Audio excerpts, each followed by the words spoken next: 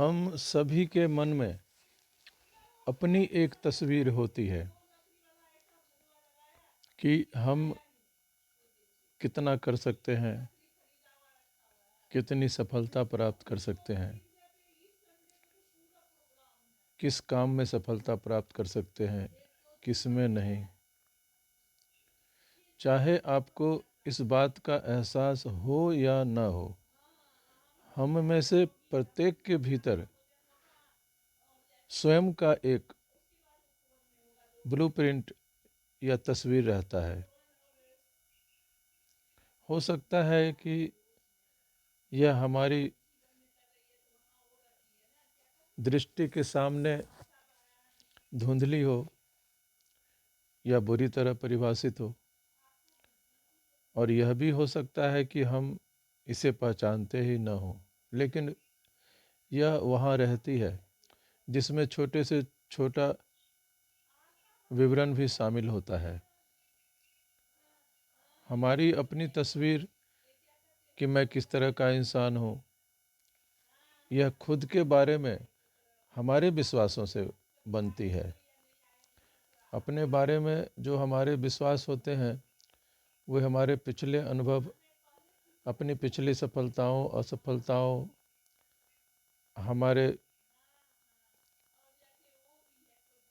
खुद को मिलने वाले अपमान या खुद को प्राप्त होने वाले विजय के आधार पर हम अपनी तस्वीर बनाते हैं।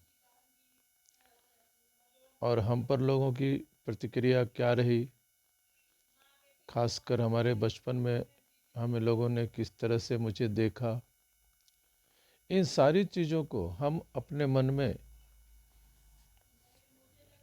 एक तस्वीर का निर्माण कर लेते हैं अपने बारे में। और जब एक बार कोई विचार इस तस्वीर में शामिल हो जाता है, तो यह हमारे लिए सत्य बन जाता है।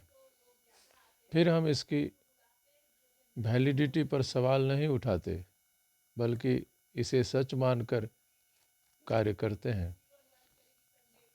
और हमारी यही तस्वीर, हमारी आत्म तस्वीर नियंत्रित करती है कि हम क्या हासिल कर सकते हैं और क्या नहीं, हमारे लिए क्या मुश्किल है और क्या आसान। यहाँ तक कि हमारे ऊपर दूसरों की क्या प्रतिक्रिया होगी, यह हम खुद ही सोच लेते हैं, और यह प्रतिक्रिया उसी रूप में दिखती भी है। यह बिल्कुल वैज्ञानिक तरीके से काम करती है। हमारे सारे कार्य, भावनाएं, व्यवहार, योग्यताएं हमेशा स्वयं की तस्वीर के अनुरूप होती है।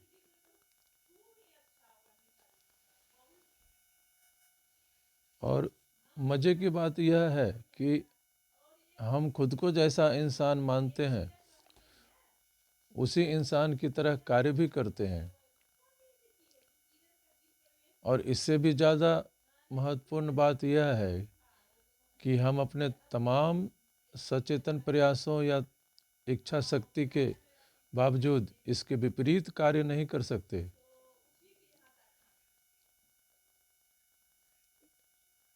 और किसी मुश्किल चीज़ को पाने का प्रयास भी करते हैं, तो वह एक हारा हुआ युद्ध होता है। हमारी इच्छा शक्ति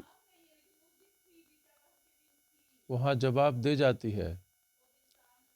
तो हम इससे बाहर कैसे निकलें?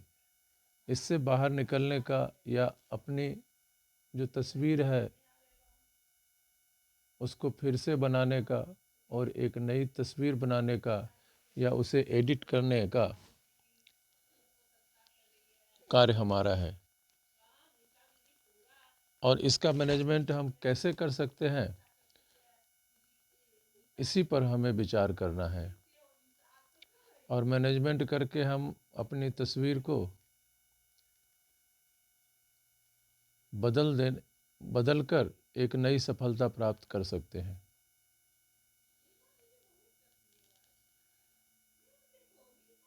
एक उदाहरण के द्वारा अगर इसको समझना हो, तो जैसे अगर हम व्यायाम के लिए समय नहीं निकाल पाते और हमारा वज़न कम नहीं हो पाएगा, ऐसी तस्वीर अगर हमने अपनी बनाई है, तो अगर किसी तरह कम हो भी जाए, तो वह उसे कम बनाए नहीं रख पाएगा, चाहे वह चेतन रूप से कितनी ही कोशिश कर ले। हम अपनी आत्म तस्वीर से, आत्म छवि से लंबे समय तक पलायन नहीं कर सकते और इससे भिन्न प्रदर्शन भी नहीं कर सकते। और कुछ समय के लिए अगर हमने किया भी, तो फिर दोबारा हम उसी मोड में चले जाएंगे।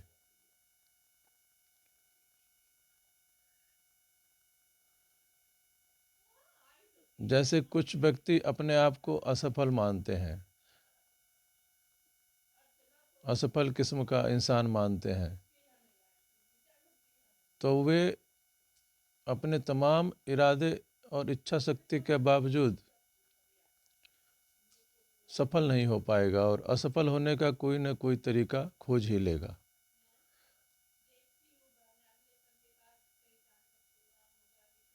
और आपको वह तर्क भी दे देगा कि देखिए इसलिए मैं असफल हूँ, क्योंकि मैं असफल ही पहले होता रहा हूँ। वह हमेशा अपनी राय को सत्य प्रमाणित करने वाली परिस्थितियों को खोज लेगा।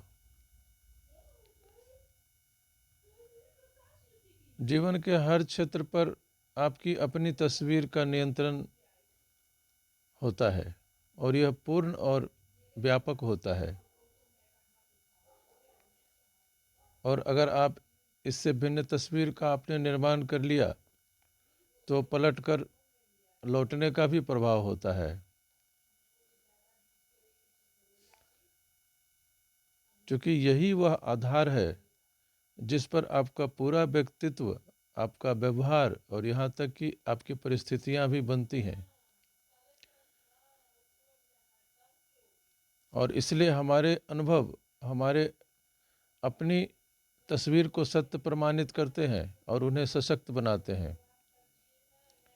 और इस तरह से हमारी अपनी आत्म छवि के अनुसार लाभदायक या हानिकारक एक चक्र का निर्माण होता है, जो चक्र हमेशा चलता ही रहता है।